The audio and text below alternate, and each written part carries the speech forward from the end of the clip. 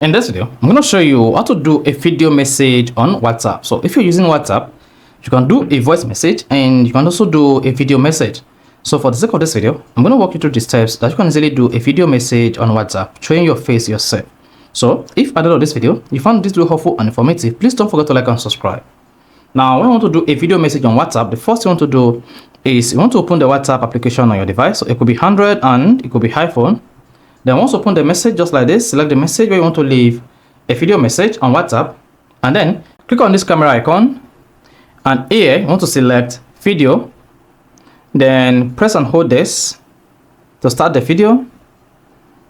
Then you can see the video is recording, then let it go.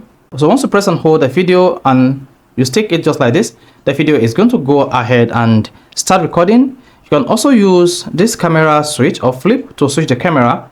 And then once you're done, click on the video just once like this, and then send. Then this is going to send the video message just like this on WhatsApp. That is how you can easily do a video message on WhatsApp.